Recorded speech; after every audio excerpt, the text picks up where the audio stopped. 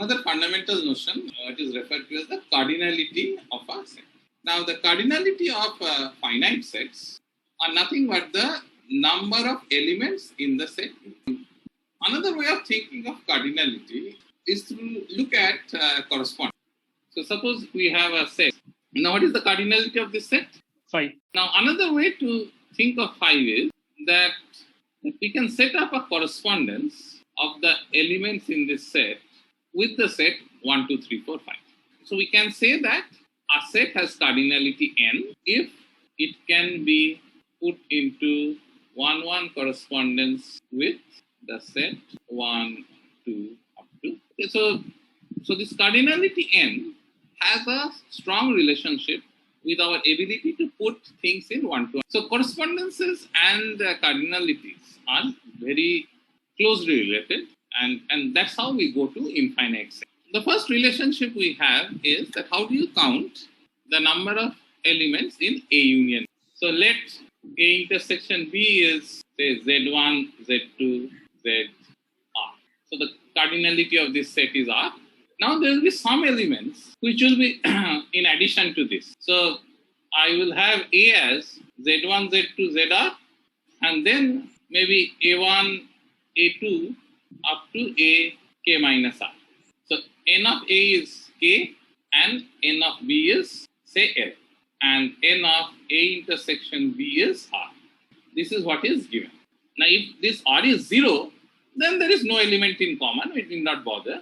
Now when we are looking at K, I plug in first Z1, Z2, ZR, and then put on all the elements A1, A2, A, K minus. When I go to B, I again put in Z1, Z2, ZR, and then put in all the elements which are not there in A intersection B. I call them B1, B2, BL minus. A union B consists of Z1, Z2, ZR, A1, A2, AK minus R, and B1, B2, BL. So total number of elements is R plus K minus R plus L minus R, which is K plus L minus, that is nothing but n of A plus n of B minus n of A intersection.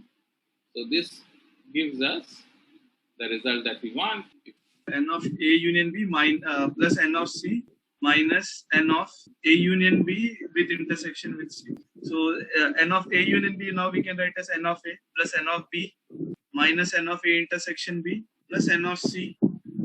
And now this expression will be written as minus of n of A intersection C union B intersection C. Now, so A intersection C can be treated as one set and B intersection C can be treated as one set. And so this is a union of two sets.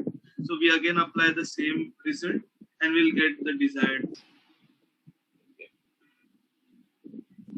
So this is also nowadays called the sieve principle, or the principle of inclusion-exclusion.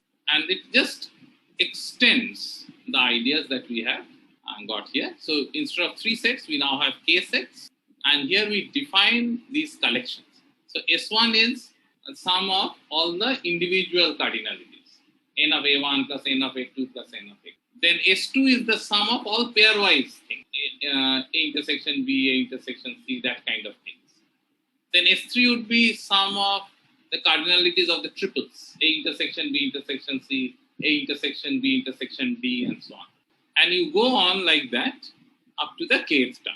Then the cardinality of the union is S1 minus S2 plus S3 minus S4, and this way it will go up to the kth term.